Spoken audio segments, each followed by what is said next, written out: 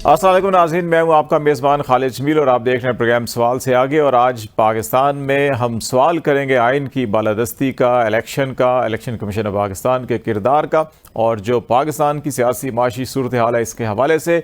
पाकिस्तान में कौमी असम्बली को तहलील किए और दीगर असम्बलियों को तहलील किए 36 दिन गुजर चुके हैं और 90 दिन के इलेक्शन की आइनी मुद्दत को अगर देखा जाए तो 54 दिन बाकी हैं। और ये 54 दिन वो होते हैं जो इलेक्शन प्रोसेस के लिए इतने ही दिन दरकार हैं।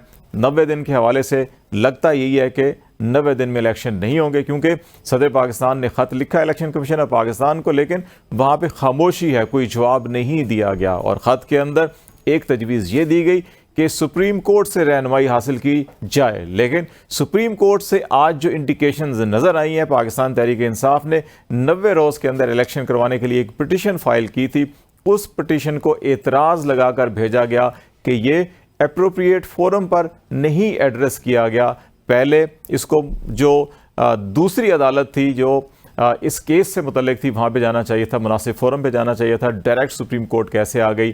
फिर इसके अंदर कहा गया कि बुनियादी इंसानी हकूक़ कौन से मुतासिर हुए हैं वो बताया जाए, और इस किस्म के और एतराज़ात थे। तो इसका मतलब है कि सुप्रीम कोर्ट में भी फिल वक्त खामोशी दिखाई देती है, अगरचे वहाँ पर सुप्रीम कोर्ट बार एसोसिएशन की जो पटिशन है उसके ऊपर डायरी नंबर लगा हुआ है। समाअत कब होनी है ये अभी तक मालूम नहीं है। तो ऐसे हालात के अंदर पाकिस्तान किस तरफ बढ़ रहा है, और सियासी हालात इस वक्त जो है कि वो कशीदगी उसके अंदर नज़र आ रही है बदस्तूर। और दूसरी तरफ इस किस्म के भी अब सोशल मीडिया के ऊपर और बाज़ बड़े ज़िम्मेदार हलकों की तरफ से ये बातचीत की जा रही है कि पहले एहतसाब किया जाए और उसके बाद करप्शन का खात्मा हो, मईशत बेहतर हो और फिर इलेक्शन करवाए जाएँ। तो ये चीज़ें किस तरफ पाकिस्तान को लेकर जाएंगी, इस पर हम बातचीत करेंगे। इस वक्त हमें ज्वाइन कर ख्वाजा इजहारुल हसन साहब जो MQM के सीनियर रहनुमा है। ख्वाजा साहब बहुत शुक्रिया। सबसे पहले तो आप ये बताएं कि इस सारी सिचुएशन के अंदर आपको क्या नज़र आ रहा है? 90 दिन में तो इलेक्शन फिल वक्त नज़र नहीं आ रहे, ये तो तय हो गया। क्या इलेक्शन हो रहे हैं, नहीं हो रहे? आपकी असेसमेंट क्या है इस वक्त? देखें, हमारी तो जाहिर एक जमहूरी पार्टी है और इलेक्शन में तमाम पार्टियां इसलिए हिस्सा लेती हैं ताकि वो अपने लोगों को डेमोक्रेसी के जो भी सम्राट उन्हें पहुंचाए जा सकते हैं पहुंचाएं। और तमाम पार्टियां इंतजार में, तो हम भी चाहते हैं कि इलेक्शन टाइम पे हो, लेकिन जो इलेक्शन कमीशन का आर्टिकल 218 के तहत जो ड्यूटी है उसमें उसका जो इलेक्शन हो उसमें लफ्ज लिखा है justly, fairly and according to the law, according with the law. और करप्ट प्रैक्टिसेस को जो है ना वो गार्ड करना है। ये है बुनियादी तौर पर इलेक्शन कमीशन का काम। अब अगर आप ये बताएं कि जस्टली, फेयरली और अकॉर्डिंग टू लॉ हो, अकॉर्डिंग विद द लॉ हो, तो उसके लिए जाहिर है हमारा सबसे बड़ा मुतालबा है डिलिमिटेशन। भाई डिलिमिटेशन हो गई, चारों वज़राए आला ने काउंसिल ऑफ कॉमन इंटरेस्ट में उसको अप्रूव कर दिया। तो अब लाजमी सी बात है जब 30-35 अरब रुपए खर्च करके जब आपने पूरी एक सेंसस कर लिया तो अब डिलिमिटेशन कर लें।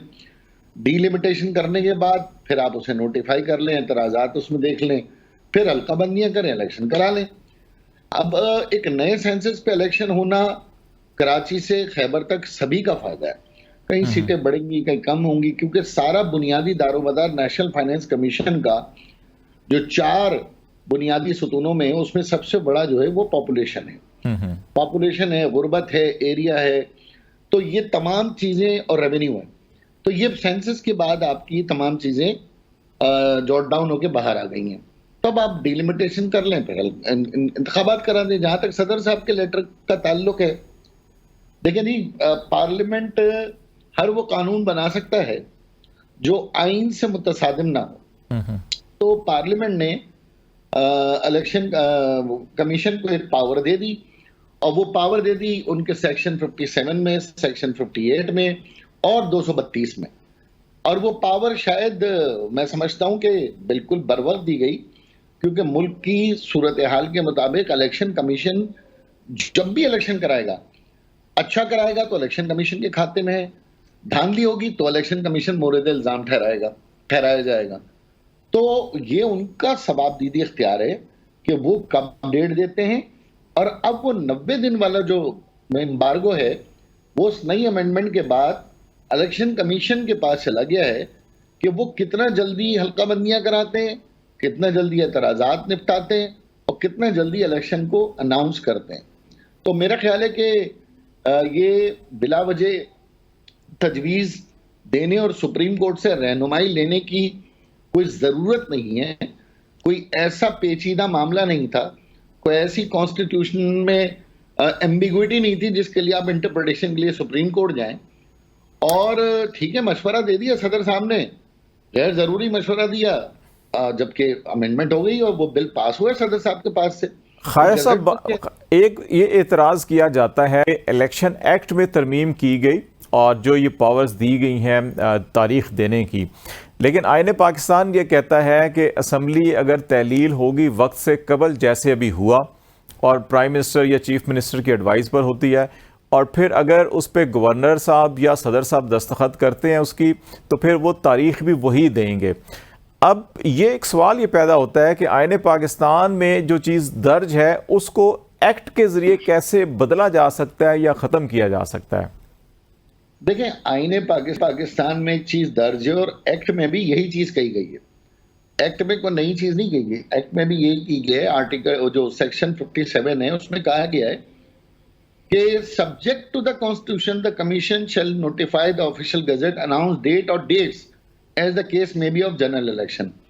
अब दूसरी बात यह भी है कि आईने पाकिस्तान में यह भी तो लिखा है कि जस्ट, फेयर और ट्रांसपेरेंट इलेक्शन कराएं।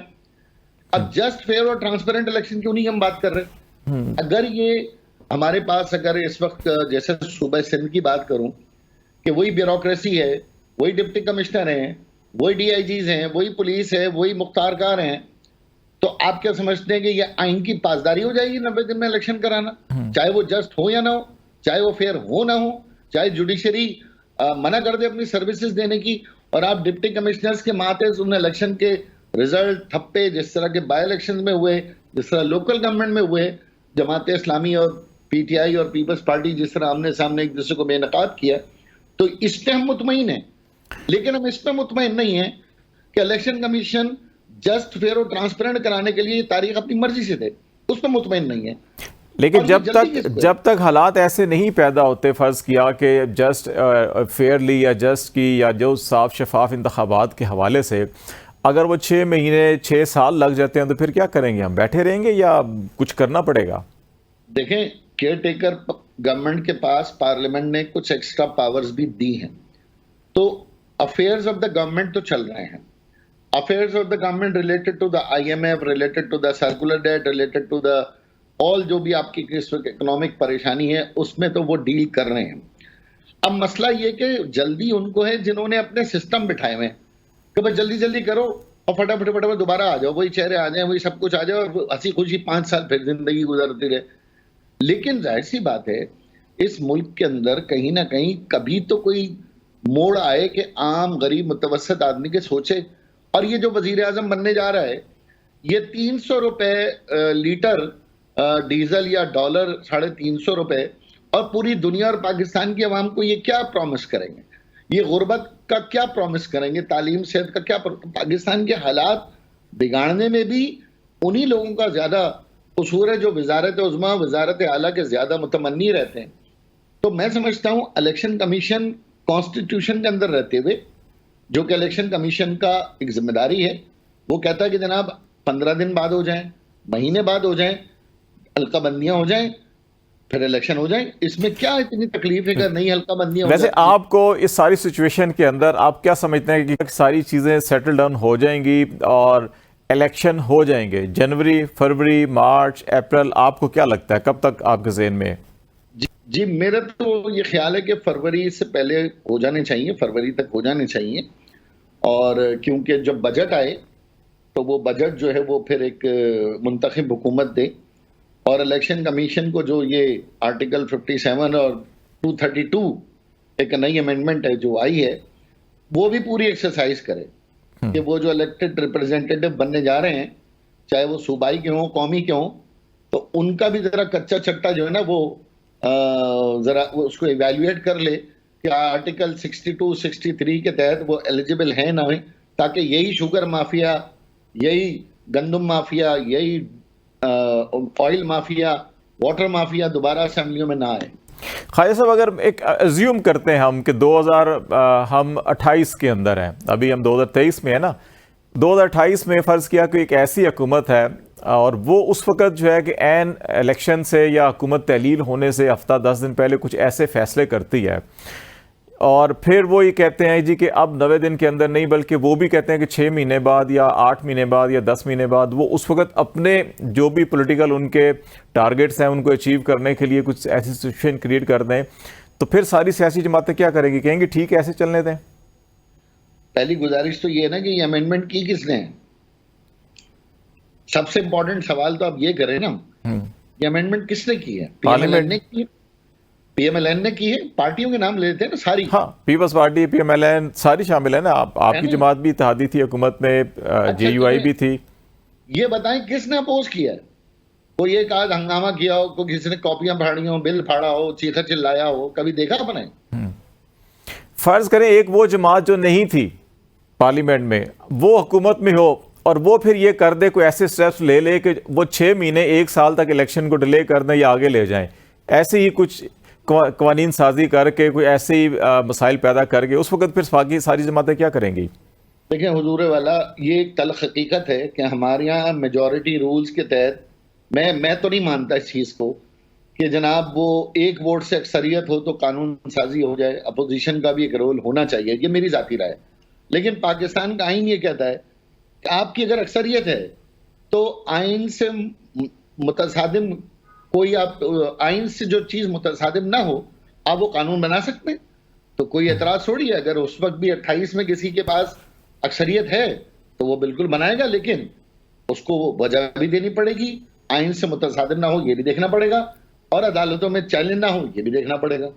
ख्वाजा, इस आइडिया को किस हद तक आप सपोर्ट करते हैं या इसको अपोज करेंगे कि बहुत से बड़े संजीदा लोग जो हैं कि वो ये बातें कर रहे हैं जी कि पहले आप एहतसाब, कड़ा एहतसाब करें। सुप्रीम कोर्ट ऑफ पाकिस्तान से वो जो नैब से मुतल्लिक तरमीम की गई थी उसका केस जो है कि महफूज फैसला 1-2 दिन में सुना दिया जाएगा कि वो जैसे ही फैसला आए तो उसके बाद एक बड़ा कड़ा एहतसाब करें और जितने करप्ट अनासर हैं उसको पकड़ें और उसके बाद देखें मईशत जब संभलती है तो इलेक्शन की तरफ जाएं, ये जनवरी फरवरी भी छोड़ दें। क्या इस आइडिया को सपोर्ट करते हैं या समझते हैं कि नहीं, जनवरी फरवरी में इलेक्शन हो जाने चाहिए? देखिए, हर मुहिब वतन पाकिस्तानी करप्शन के खिलाफ डंडा उठाने को सपोर्ट ही करेगा, चाहे वो कोई भी उठाए। आखिरकार मैं और आप अगर 300 रुपए का पेट्रोल डीजल डलवा रहे हैं और मैं और आप इस वक्त अपने महीने के खर्चों के लिए परेशान हैं, एक आम आदमी तो पता नहीं कैसे 25-30 हज़ार 35 हज़ार में गुजारा कर रहा है, तो ये तो लोगों की बद्दुआएं हैं ना दिलों से निकली हुई। ये पैसा कहाँ गया है? अगर ये पैसा जितना हम स्कैंडलाइजेशन देख रहे हैं, ये जितनी स्मगलिंग हम देख रहे हैं, ये डॉलर हम देख रहे हैं, अफगानिस्तान जैसा मुल्क बताइए हमारे से 3 गुना कम पर उसका पैसा है और हमारा ये हाल है। बांग्लादेश हमसे कहाँ चला गया आगे, हमारे बाद जो मुल्क आज़ाद हुए वो कहाँ चले गए। सब ने एक काम किया, करप्शन का कला कमा किया। हालांकि करप्शन खत्म कोई नहीं कर सका, लेकिन कहीं करप्शन के ऊपर सजाएं दी गई, कवानीन बने। आपके यहाँ 75 साल में मेरे भाई, मैं तो ये 31वां 32वां साल है सियासत में, मैं तो आज भी अगर 30 साल पहले के अखबार देखूं तो वही चीनी का बहरान, वही आटे का बहरान, वही डॉलर का मसला, वही हमारे सारे मसले हैं। मसले तो चेंज ही नहीं हुए हमारे। तो हम तो ये चाहेंगे ऐसे इलेक्शन से, तो अगर इस मुल्क में एक बार डंडा उठ जाए करप्शन के खिलाफ और एक दफा सफाई हो जाए, एक दफा कोई ऐसा कानून बन जाए, और कौन सा ऐसा शोबा है भाई ये बताइए जहां करप्शन नहीं है? मतलब मैं तो पाकिस्तान की किसी एक वजारत, किसी एक डिपार्टमेंट, किसी एक महकमे का नाम ही नहीं ले सकता कि जहां करप्शन ना हो, चाहे वो ट्रैफिक पुलिस से लेकर माजरत के साथ अदालतों तक चले जाएं हम। ख़ैर साहब, सियासत के अंदर, जमहूरियत के अंदर एक जो अकाउंटेबिलिटी है वो ये भी होती है कि जब अगर किसी को 5 साल के लिए मुंतखब किया जाता है तो 5 साल के बाद अवाम फिर ये असेस करते हैं कि क्या इन्होंने फेयर गवर्नमेंट की है, एक अच्छी गवर्नमेंट की है, अवाम के मसाइल हल करने के वाले तवज्जो दी या नहीं दिया, तो वो एक वोट के ज़रिए से उसको हुकूमत से अलग कर देते हैं या हुकूमत में वापस ले आते हैं। तो एक अकाउंटेबिलिटी का ये तरीका भी है।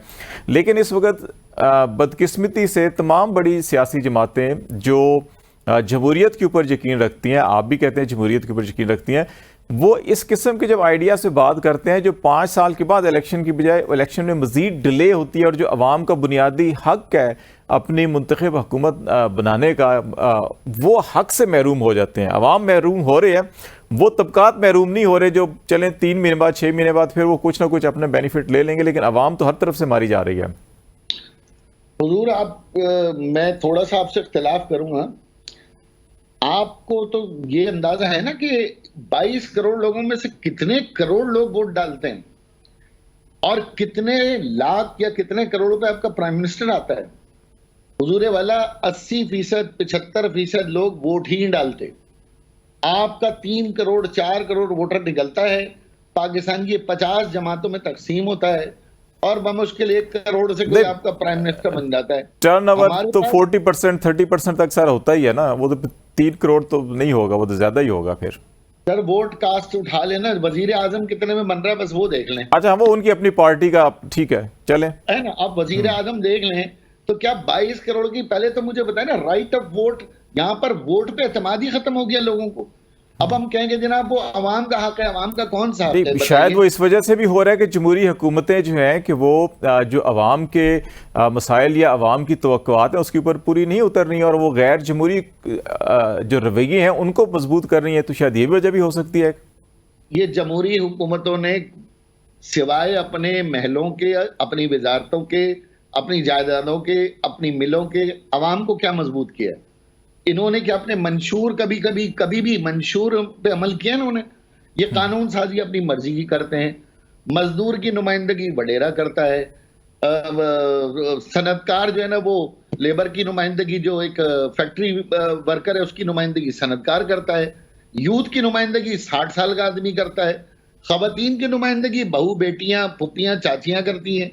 भाई ये जमहूरियत तो बड़ी सेलेक्टेड फेडोक्रेसी है। और जो ईमान में लोग बैठे हैं, आप बताइए क्यों नहीं टैक्स लगने देते? भाई इतनी बड़ी बड़ी इनकम है आपकी, एग्रीकल्चर इनकम टैक्स है, उस पर टैक्स नहीं लगने देते आप। ये स्मगलिंग है उसके ऊपर कार्रवाई नहीं होने देते। और बहुत सारे लोगों के इतने बिजनेस है, मल्टी बिलियनर हो गए पाकिस्तान में। पाकिस्तान के कर्जे से ज्यादा लोगों के पास पैसा है जो पाकिस्तान पे कर्जा है। तो आप जमहूरियत, मैं जमहूरियत का कायल नहीं हूं, मगर मेरे पास ऑप्शन क्या है?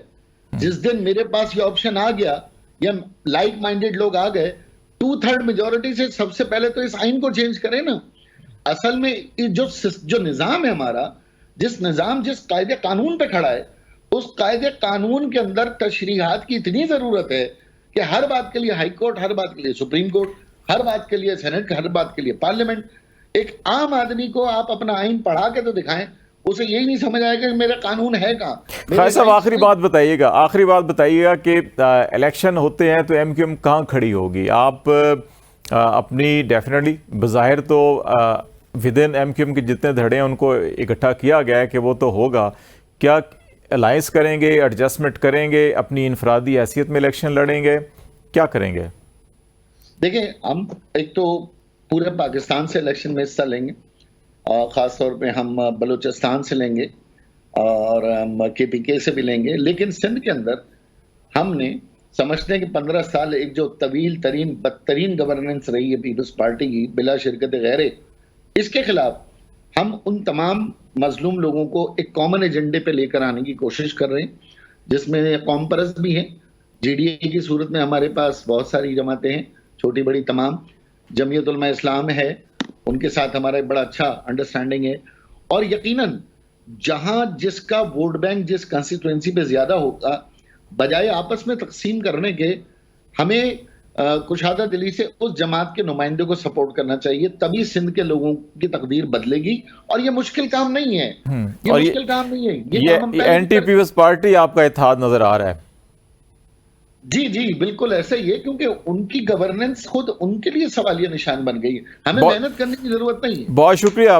ख्वाजा एहसन साहब हमारे साथ बातचीत कर रहे थे, एमक्यूएम के सीनियर रहनुमा, और जो पाकिस्तान की सियासी सूरत हाल है उसके ऊपर बातचीत हमारी जारी रहेगी। हम ब्रेक लेंगे, ब्रेक के बाद हम पाकिस्तान मुस्लिम लीग नून का नुक्ता नज़र जानेंगे कि मियाँ नवाज शरीफ साहब की वापसी और सियासत इलेक्शन के हवाले से उनका क्या नुक्ता नज़र है। ब्रेक के बाद हमारे साथ रहेगा।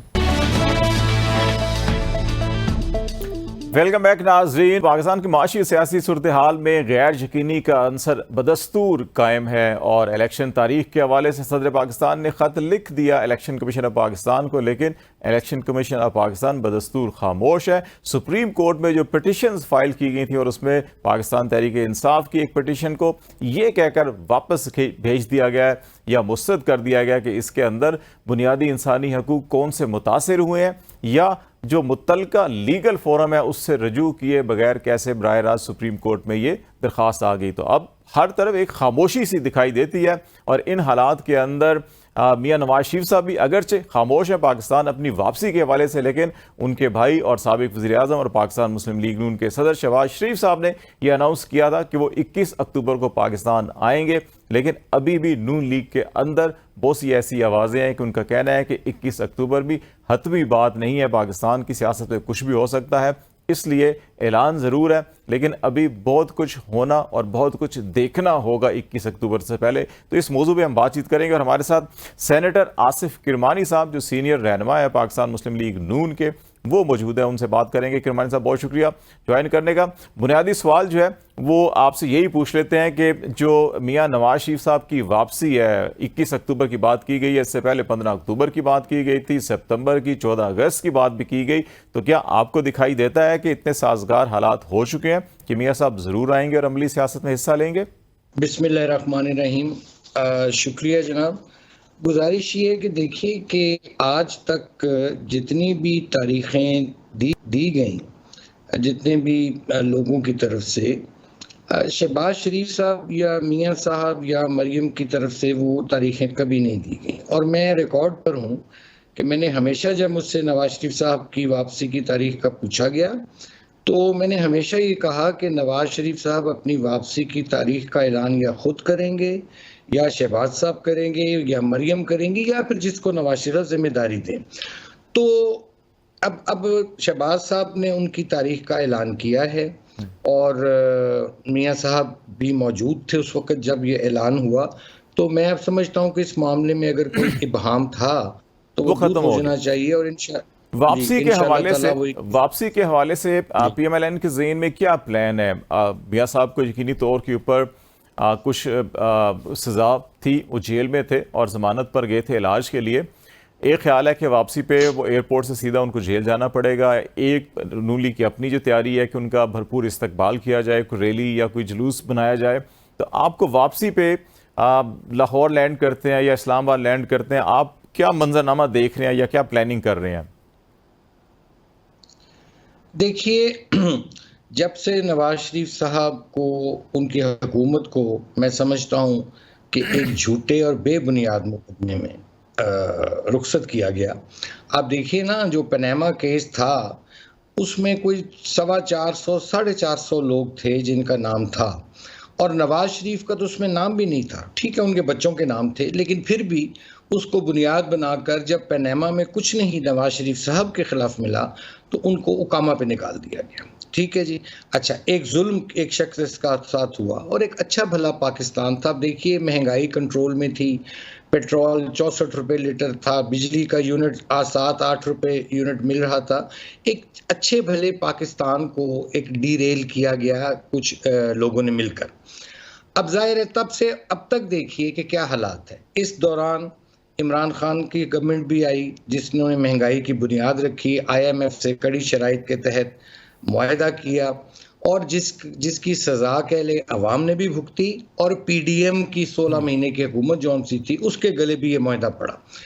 अब लोग जब समझते हैं कि जब वो मुवाजना करते हैं, लोगों को बहुत अवाम बाशऊर है, वो देखती है भाई कि सही मानों में किस शख्स ने डिलीवर किया। यानी 2013 से नवाज शरीफ का 2017 का दौर या चले 2018 तक शाहिद खान साहब का भी मिला लें तो एक वाज़ेह फ़र्क नज़र आता है।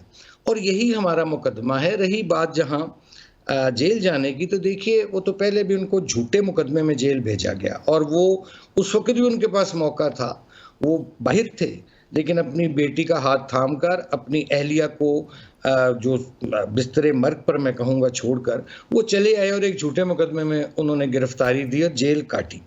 सवाल ये उठता है कि नवाज शरीफ साहब जब वापस आएंगे, उनकी कानूनी टीम जाहिर है वो बैठी हुई है, लीगल ईगल्स जो हैं सारे वो उसका जी, वे देख आउट रहे हैं। निकालेंगे और नवाज शरीफ साहब जो भी लॉ ऑफ लैंड है, जो भी कानून है उसका सामना करेंगे। अगर उनको उस कानून में कोई रियायत मिलती है, फबेहा नहीं, तो जो भी कानून है उसका उन्होंने पहले भी सामना किया है, आइंदा भी करेंगे। एक आम अमूमी तासुर ये है कि मुतअद्दिद बार डेट्स चेंज हुई। 21 अक्टूबर अभी है, इससे पहले 15 अक्टूबर आया, 14 अगस्त का तस्करा हुआ, सितंबर का तस्करा हुआ। ये ख्याल किया जा रहा है कि जो सुप्रीम कोर्ट का रिव्यू ऑफ जजमेंट और ऑर्डर एक्ट था उसमें ये एक गुंजाइश थी कि तमाम जो पुराने केसेस थे उनके ऊपर अपील की जाएगी 60 डेज़ के अंदर और उस तनाजुर में लोगों को रिलीफ मिलेगा। मियाँ साहब का केस भी उस एक्ट में फिट आ रहा था। उस एक्ट को 8 रुकनी बेंच ने कलअदम करार दे दिया और उसका फैसला जो है कि असम्बली तहलील होने के 2 रोज़ बाद जारी किया गया था। तो क्या आप समझते हैं कि उस तनाजुर के अंदर अभी भी जो डेट्स के अंदर बाज़ लोगों का ख्याल ज़हनों में इबहम पैदा होता है कि शायद अभी आते हैं नहीं आते, क्योंकि ये एक्ट अब नहीं रहा तो उसके अब कोई कानूनी जवाज़ ढूंढे जा रहे हैं, किस अंदाज के अंदर कोई चीज़ की जाए या इसी के अंदर अपील है और उस अपील का फैसला देखा जाए तो फिर प्रोग्राम बनाया जाए, या हतमी वाकई किस सी को आएंगे? मैं ऐसा नहीं समझता। जिन लोगों ने भी तारीखें दी वो इसका हक नहीं रखते थे। तारीख वही वैलिड होनी थी जो नवाज शरीफ साहब खुद दे थे। अब जहां तक आपने बात की कानून की, और देखिए इसमें गुजारिश ये है कि नवाज शरीफ साहब का, जैसे मैंने पहले अर्ज किया कि एक बेगुनाह शख्स को आपने कैद कर दिया, एक बेगुनाह शख्स को जिससे कोई जुर्म सरजद नहीं हुआ आपने उसके गले में डाल दिया। मैं तो यहाँ तक समझता हूँ कि उससे अपोलोजाइज करना चाहिए कि क्योंकि नवाज शरीफ को इक़्तिदार से रुखसत करने के बाद नवाज शरीफ का तो जिन्होंने नुकसान किया, उस नुकसान के चक्कर में पाकिस्तान का नुकसान उन लोगों ने किया। मैं ज़ाती तौर पर समझता हूँ कि नवाज शरीफ साहब को जो ये अब अक्टूबर का महीना है उनके लिए वैसे भी बेहतर इसलिए भी है कि एक देखें वेदर हार्ड नहीं है।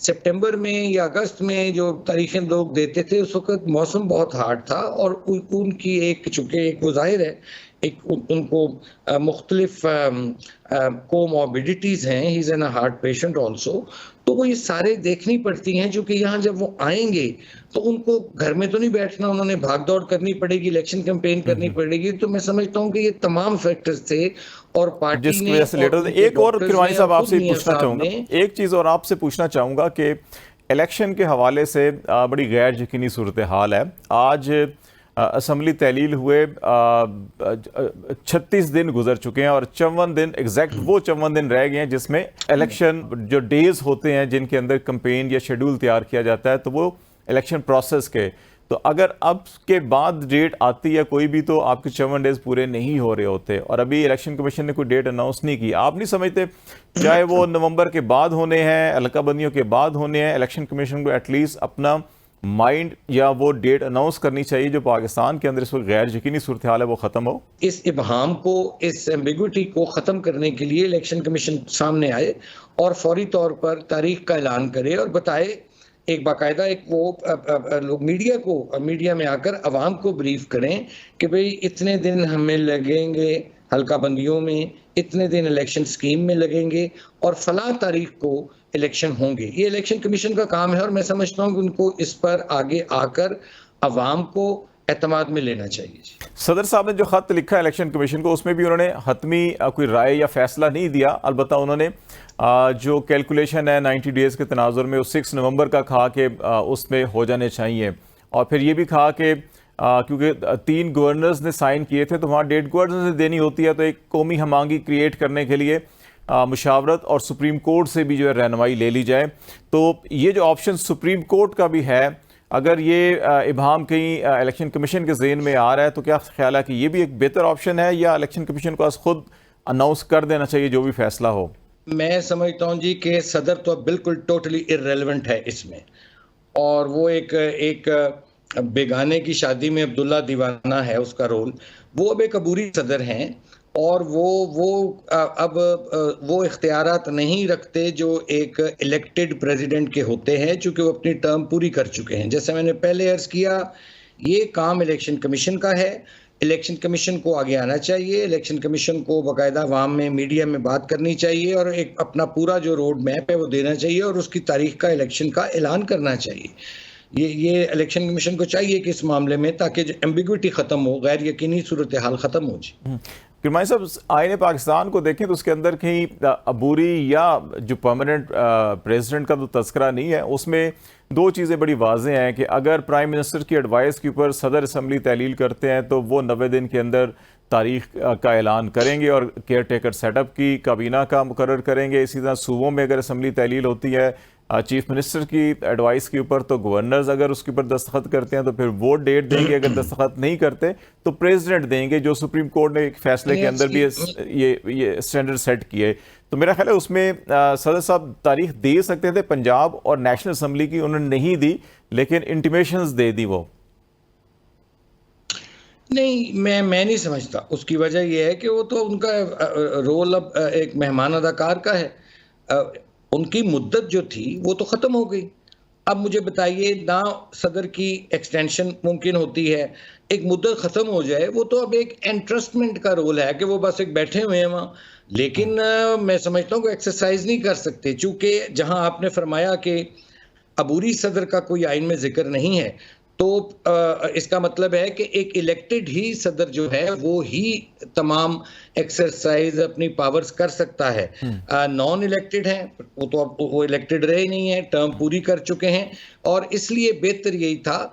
और फिर भी जो इलेक्शन एक्ट जौन सा है वो एक्ट ऑफ द पार्लियामेंट बन चुका है। बेशक उसको सुप्रीम कोर्ट में वो पेंडिंग है, जो भी है, लेकिन पार्लियामेंट ने एक एक्ट मंजूर किया है। उस एक्ट के तहत इलेक्शन कमीशन जो है वो तारीख देने का मजाज है। लेकिन एक्ट के जरिए आइन को तो नहीं बदला जा सकता ना, जो आइन के अंदर स्पिरिट दी हुई है उसको एक्ट के जरिए तो नहीं बदला जा सकता।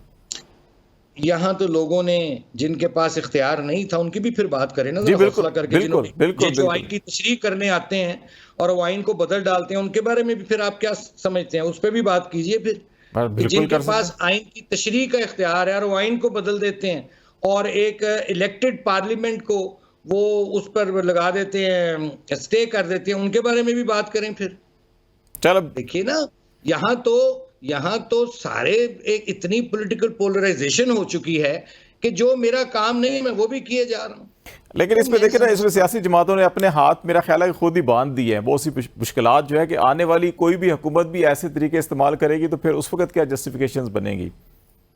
नहीं, क्या तरीके इस्तेमाल किए जी, हमने बताइए जी। फॉर एग्जाम्पल देखें कि मुझे ये बताइए कि इलेक्शन करवाना और इलेक्शन में जाना वो तो इलेक्शन कमीशन का काम है, सियासी जमातों का काम है उसमें हिस्सा लेना। These are the stake holders. Election commission है, सियासी जमातें हैं या अवाम हैं, उसमें ये इदारे कहाँ से घुस आते हैं, जरा मुझे फरमाइए। 90 डेज की पाबंदी, 90 डेज इदारा कौन होता है कहने वाला कि ये ऐसे होगा, ये ऐसे नहीं होगा। जो स्टेक होल्डर नहीं है इस मुल्क में, जब वो स्टेक होल्डर बन जाएगा तो फिर यही होगा जो 90 डेज या 60 डेज की पाबंदी आइन लगाता है, इदारे नहीं लगाते। मैं उस 90 और 60 डेज के तनाजुर में बात कर रहा था कि जब सियासी जमातें खुद आगे ले जाएंगी मामला तो फिर मामला खराब होते हैं। 90 डेज में इलेक्शन आइन कहता है, ठीक है जी। ये 60 डेज वाली बात आपकी नहीं मुझे समझ आ रही, वो कैसे 60 जब असेंबली खुद तहलील, जब असेंबली अपनी मुद्दत पूरी करके होती है वो 60 डेज उस तनाजुर पहले वही अर्ज कर रहा हूँ उससे, लेकिन मुद्दत तो पूरी करने से एक दिन पहले हुई ना तहलील, तो 90 दिन की बात करें आप, 60 दिन की फिर बात ना करें। और फिर इलेक्शन करवाना, जैसे मैंने कहा है, वो तो इलेक्शन कमीशन का काम है। उसमें अबूरी सदर और दूसरे लोग कहाँ से आगे जी, जो इलेक्शन की तशरीह करने वाले हैं। हमारे साथ बातचीत करते हैं पाकिस्तान मुस्लिम लीग नून के सीनियर रहनुमा और सेनेटर हैं। बातचीत करते हैं पाकिस्तान में सियासत और इलेक्शन के हवाले से। ब्रेक लेंगे, ब्रेक के बाद वापस आएंगे तो सिंध के अंदर क्या चल रहा है, वहाँ पे क्या नए इत्तेहाद बन रहे हैं और क्या नई खिचड़ी पकने जा रही है, इस पर बात करेंगे। हमारे साथ रहिएगा। वेलकम बैक नाज़रीन। प्रोग्राम के इस हिस्से में पाकिस्तान की मईशत के बारे में बातचीत करेंगे, जिसकी सूरत हाल कुछ सियासी सूरत हाल से ज़्यादा मुख्तलिफ नहीं है। जितनी ही गैर यकीनी सूरत हाल सियासत में है, उससे कहीं ज़्यादा मईशत में गैर यकीनी सूरत हाल है। गुज़श्ता चंद दिनों के अंदर डॉलर को डंडे के ज़ोर पर कुछ गिराया गया है, लेकिन गिरती हुई मईशत को कैसे उठाया जाएगा, इसका जो लय अमल या नक्शा वो किसी के पास नज़र नहीं आ रहा। अलबत्ता महंगाई ऊपर से ऊपर चलती जा रही है।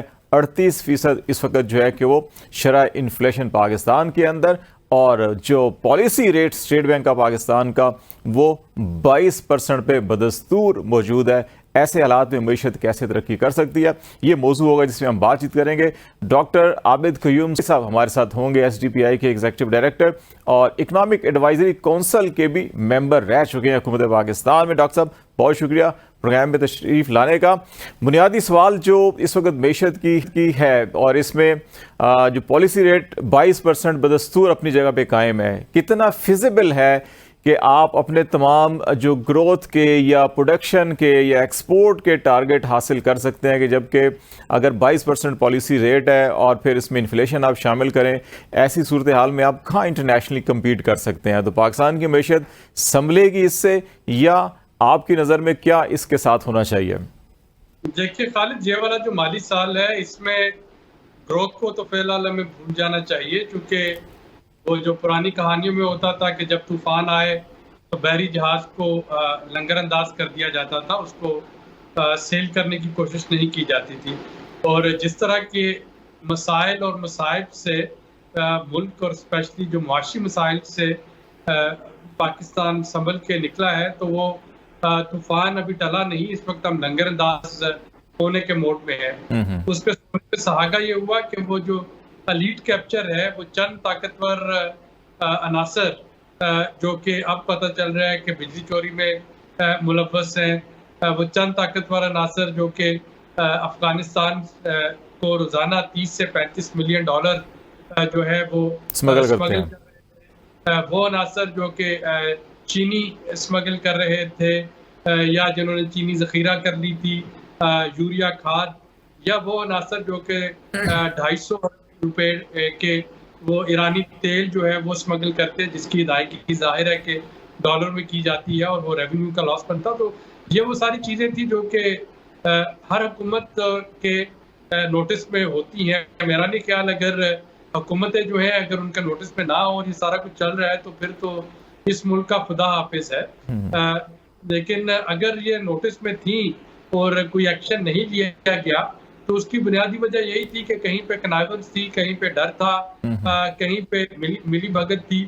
अभी आपको पावर सेक्रेटरी बताते हैं कि तकरीबन उन्होंने अपने 184 अफसरान, जिनको उन्होंने अपनी ट्वीट में लिखा कि जेट ब्लैक इंटेग्रिटी के इंतहाई बदमान ऑफिसर्स, उनको उन्होंने हेड ऑफिस में कहा है कि जी तयन कर दिया, उनको लेस इम्पोर्टेंट पोस्टिंग दी गई है। तो ये ऑफिसर जो थे अगर इतने अरसे से फील्ड में थे तो ये तो नहीं हो सकता कि मिनिस्ट्री के करता धरता जो थे उनको पता नहीं था। डॉक्टर साहब, सबको पता होता है, तो यही वजह है कि आपको याद है कि इनफॉर्मल इकोनॉमी का साइज जो है कि वर्ल्ड बैंक ने कई बार रिपोर्ट किया, बहुत सारी रिपोर्ट्स के अंदर आता रहा। एक ज़माने में कहा जाता था कि 10 से 20 अरब डॉलर जो है कि सिर्फ और सिर्फ हमारी ये अफगान बॉर्डर के ऊपर जो बढ़ता बढ़ता इससे भी आगे निकल गया था। चीज़ें सबके नोटिस में है, लेकिन शायद आंखें बंद करके हर किसी के अपने अपने मफादात वाबस्ता रहे हैं इससे। तो अब अगर ये जो एक्शन लिया जा रहा है, जाहिर है कि ये बहुत अरसे बाद हुआ कि लोग महंगाई के हाथों तंग आके सड़कों पे निकल आए। इससे पहले पाकिस्तान में हर तरह का एहतजाज हुआ, लेकिन महंगाई के हाथों एहतजाज की नौबत कम आई। तो वो एक मेल्टिंग पॉइंट था मेरा ख्याल है कि जिस पे जाके स्टेट को ये फैसला करना पड़ा कि अब नाउ और नेवर वाली सिचुएशन आ रही है और अब कुछ अमली इकदाम उठाने होंगे। और हमने देखा कि एक हफ्ते के अमली इकदाम में 1 अरब रुपए की बिजली चोरी जो है उसकी रिकवरी आपको हो गई। 10 मिलियन यूनिट जो बिजली चोरी के थे वो डिटेक्ट हो गए। जो बॉर्डर बंद होने से रुपया जो था जो कि 340 पे भी नहीं मिल पा रहा था ओपन मार्केट में, अब आज सिचुएशन ये है कि मनी चेंजर्स के पास डॉलर मौजूद है, उनको खरीदने वाला नहीं मिल रहा उनको। तो ये सारी चीज़ें जो है ये इस बात की गमाजी और निशानदही करती है कि अगर पॉलिटिकल विल और रिट ऑफ स्टेट जो है उसको कायम करवाने का इरादा हो तो पॉलिटिकल विल इस्तेमाल करके तो स्टेट अपनी रिट कायम करवा सकती है। डॉक्टर साहब, ये एक्शन कितने सस्टेनेबल होते हैं कि ये क्या देर पा ये सिचुएशन हो सकती है, और इसके साइड इफेक्ट्स भी अमूमन IMF को भी ये गिला रहा है कि जब आप या वैसे भी रेगुलेटर अगर हर वक्त ही डंडा उठा के बैठा रहे, इकोनॉमी को एक इन्वायरमेंट चाहिए होती है, तो वो भी एक कुछ साइड इफेक्ट्स भी क्रिएट करती है, तो वो भी ऐसा होगा या नहीं? बिल्कुल ठीक सिमत में जा रहे हैं? देखिए, ये जो एक्शन है, ये समझिए आपके सर्जरी हुई है या हो रही है, और सर्जरी के बाद फॉलो अप बहुत जरूरी होता है। आपने अपनी जिंदगी में जिंदगी में कभी नहीं सुना होगा कि ऑपरेशन के बाद फॉलो अप ना हो, कोई मेडिसिन ना हो, कोई एक्सरसाइज ना हो।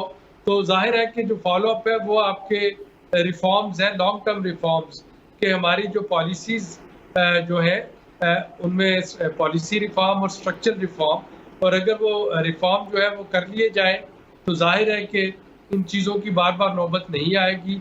और अगर खुदा खास्ता ये रिफॉर्म्स नहीं होते तो फिर देयर इज़ अ लिमिट जो कि आप एडमिनिस्ट्रेटिव मेजर से मईशत को कंट्रोल कर सके। उसके बाद फिर मईशत का पहिया जाम होना शुरू हो जाता है। तो हमें देखना होगा कि ये बैलेंस कैसे मेंटेन हो सकता है इस वक्त एडमिनिस्ट्रेटिव मेजर्स में और पॉलिसी रिफॉर्म्स में। दूसरा एक चीज़ ये भी कि हम कितनी देर तक इस बॉर्डर को बंद रख सकते हैं, क्योंकि इसको बहुत तवील अरसे तक तो बंद नहीं रखा जा सकता। अगर इसको ज़्यादा अरसे तक इसी तरह बंद रखा गया, ये किया गया, तो इसके नुकसानात भी हो सकते हैं। और ट्रांजिट ट्रेड का हवाला दिया जाता है कि उसके अंदर भी बहुत सारी चीज़ें हमारी मईशत को कुछ 6-7 अरब डॉलर का जो है कि वो नुकसान होता है। तो उसको कैसे हम ओवरकम कर सकते हैं? देखें ना कि ट्रांजिट ट्रेड को अगर आप देखें तो जो अफगानिस्तान में चाय की पत्ती जाती है वो पाकिस्तान में बिकती है। पाकिस्तान में 50% के करीब जो टायर्स हैं गाड़ियों के और मोटरसाइकिल्स के, वो स्मगल टायर्स आते हैं अफगानिस्तान से, जो कि पाकिस्तान की लोकल इंडस्ट्री को भी हर्ट करते हैं और रेवेन्यू भी नहीं मिलता। इलेक्ट्रॉनिक्स का सामान जो है वो अफगानिस्तान से होकर उन्हीं कार्गोज में वापस आता है। तो ये जो आपके और सिंथेटिक फाइबर, हमारी टेक्सटाइल इंडस्ट्री जो है वो सिंथेटिक फाइबर को इस्तेमाल करती है। तो अगर आप देखें तो ये स्मगलिंग जो है अफगान ट्रांजिट ट्रेड की, ये एक मीनिंगफुल और सब्सटेंशियल लॉस क्रिएट कर रही है पाकिस्तान के रेवेन्यू को, एक मीनिंगफुल लॉस क्रिएट कर रही है पाकिस्तान की लोकल इंडस्ट्री को। और हमें अब ये देखना होगा कि कितना अरसा हम इस भाईबंदी में बॉर्डर को ओपन रख सकते हैं। जाहिर है कि पूरी दुनिया में ममालिक को ये हक होता है कि वो बॉर्डर्स पे अपनी ट्रेड को रेगुलेट करे, लेकिन अगेन यहाँ पे भी जो रिफॉर्म करने की ज़रूरत होगी वो यही है कि ये सारा सामान जो आता जाता है, ठीक है, इस वक्त एजेंसीज ने हमने देखा कि उन्होंने 14 के करीब शुगर मिल्स की निशानदेही की है जहाँ से स्मगलिंग हो रही है। उन्होंने जो मेजर स्मगलर्स हैं चाय की पत्ती के और टायर्स के, उनकी निशानदेही भी कर दी। लेकिन ये स्मगलर जो है ये किसी कनाइबन से ही इनका सामान बॉर्डर पार जाता है और वो वाले नेक्सस और नेटवर्क्स को तोड़ने की हमें जरूरत होगी। एक और बड़ा अहम इशूज डॉक्टर साहब जो इस माली साल के दौरान पाकिस्तान को दरपेश होगा, क्योंकि आपने जैसे स्टार्ट में कहा कि समंदरी तूफान में लंगर अंदाज कर दिया जाता है बहरी जहाज़ को। अगर पाकिस्तान की मईशत को लंगर अंदाज कर दिया गया है और हम अपनी ग्रोथ नहीं कर सकेंगे, हम एक्सपोर्ट्स नहीं कर सकते, रिमिटेंसेस के अंदर इजाफा नहीं हो सकता, तो हमें तो मेरे ख्याल फौरी तौर के ऊपर अभी आज लेटेस्ट एक रिपोर्ट मैं देख रहा था कि कोई 8 अरब डॉलर फाइनेंसिंग की ज़रूरत है। और जबकि 2024 जो साल हमारा माली साल है, इसमें कुछ 24.6 अरब डॉलर की हमने पेमेंट्स भी करनी है जो हमने इंटरनेशनल लोन्स हैं। तो फिर इसको हम कैसे मैनेज करेंगे? कहीं फिर खुदा ना खास्ता कोई डिफ़ॉल्ट की तरफ तो नहीं कुछ हमें धक्का लगने वाला? देखिए, मार्च में आपको हर सूरत में IMF में जाना है। ये वाला स्टैंड बाई एग्रीमेंट जो ही खत्म होगा उसके फौरन बाद नया IMF का प्रोग्राम जो है वो हुकूमत को निगोशिएट करना होगा। और इस दौरान हमें दोस्त ममालिक बिलखुसूस चाइना और सऊदी अरेबिया पे रिलाई करना होगा डिपॉजिट्स के लिए भी और डेफर्ड पेमेंट पे तेल लेने के लिए। रोल ओवर भी जो उनकी ऑलमोस्ट 8 बिलियन डॉलर की कमिटमेंट थी और 3 अरब डॉलर पाइपलाइन में मेरा ख्याल है। जी बिल्कुल, तो वो रोल ओवर आपके डेफर्ड पेमेंट्स पे ऑयल लेना, ये चीज़ें आपको मार्च तक ले जा सकती हैं अगर IMF की किसी शर्त की हमने वायलेशन ना की, जो कमिटमेंट्स की हैं वो पूरी की। अगर कोई कमिटमेंट जो है वो हमसे इग्नोर हो गई और IMF का प्रोग्राम सस्पेंड हो गया तो फिर यकीनन जो आप इशारा कर रहे हैं के मामला जो है वो काबू से बाहर हो सकते हैं। लेकिन जो पॉलिटिकल सिचुएशन है पाकिस्तान की और IMF की भी और बाकी तमाम दोस्त ममालिक की भी ये ख्वाहिश रही है कि एक स्टेबल या एक अवामी मैंडेट रखने वाली हुकूमत हो और उसके पास 5 साल हो तो वो बात करें। इस वक्त हमें पाकिस्तान में गैर यकीनी सूरत हाल है। इलेक्शन होते हुए फिल वक्त जो है कि शायद जनवरी फरवरी की बात हो रही है, उस वक्त होते हैं या नहीं होते अलग बात है। तो अगर ये चीज़ें नहीं होती और जिसकी तरफ आप कह रहे हैं कि कमिटमेंट जो है कि वो एक हमारी फाइनेंशियल साइड की, एनर्जी साइड या बाकी कमिटमेंट है, लेकिन कुछ पॉलिटिकल कमिटमेंट्स भी होती हैं, अगर ये पूरी नहीं हो पाती तो फिर मार्च में आप कहाँ देख रहे हैं कि जनवरी से मार्च तक पाकिस्तान कहाँ पर होगा? देखिए, एक तो इस गैर यकीनी सूरत हाल में एक चीज़ यकीनी है और वो यकीनी ये है कि इलेक्शन फरवरी से पहले होते हुए नज़र नहीं आ रहे। तो अगर आपको ये यकीन है कि इलेक्शन फरवरी से पहले नज़र नहीं आ रहे तो फिर ये मौजूदा केयर टेकर सेटअप जो है इसी को अगले प्रोग्राम पे कदोकाल तश्कील देना होंगे। मार्च में इलेक्शन हो या ना हो, फिर या तो इस केयर टेकर सेटअप को या नहीं आने वाली हुकूमत इलेक्शन के बाद ये बिल्कुल इस वक्त सर्टन है कि आप IMF के बगैर इस माली साल को सेफली कंप्लीट नहीं कर सकते। लेकिन IMF कैसे एग्रीमेंट या निगोशिएशंस करेगा केयर टेकर के साथ? आपको याद होगा कि जब एग्रीमेंट साइन होना था उस वक्त इलेक्टेड गवर्नमेंट थी, तो लाहौर उनकी नुमाइंदा ने जाके जमान पार्क विजिट किया था कि जब तक वहां से कमिटमेंट नहीं मिलती हम नहीं आगे बढ़ सकते। तो पॉलिटिकल जो उसके बगैर आई थिंक केयर टेकर तो बड़ा मुश्किल हो जाएगा। इस वक्त एम्पावर्ड है आपका केयर टेकर, मल्टीलैटरल जो निगोशिएशंस है वो करने में भी, और एम्पावर्ड है उनको वादों को वो कंप्लीट करने में भी। तो जो आइन में तरमीम की गई और केयर टेकर सेटअप को इख्तियारात दिए गए, उनमें से एक इख्तियार ये भी है कि वो मुआशी मामलात में जो मल्टीलैटरल इंस्टीट्यूशन है, IMF का नाम लिए बगैर उसकी तरफ इशारा किया गया है कि वो उसमें वो ऑथोराइज है, उनसे निगोशिएट भी कर सकते हैं और उन प्रोग्राम को पाया तकमील पे पहुंचाने के लिए कोई भी मैय्यर वो ले सकते हैं, कर सकते हैं। बहुत शुक्रिया डॉक्टर आबिद क़य्यूम सलाइडी साहब हमारे से बातचीत कर रहे थे और पाकिस्तान मुआशी सूरत हाल उस तनाजुर में कि जहाँ सियासी गैर यकीनी भी है और हालात मुआशी भी कुछ बेहतर नहीं है। कुछ एमरजेंसी जो मेयर्स हैं वो लिए जा रहे हैं, लेकिन देर पा मीशत की बहाली के लिए सियासी इस्तेहकाम, इलेक्शन और फिर IMF के साथ हमारी कामयाब निगोसिएशन ज़रूरी है। इन अल्फाज के साथ आज का प्रोग्राम ख़त्म करते हैं। खालिद जमील को इजाज़त दीजिए। अल्लाह हाफिज़।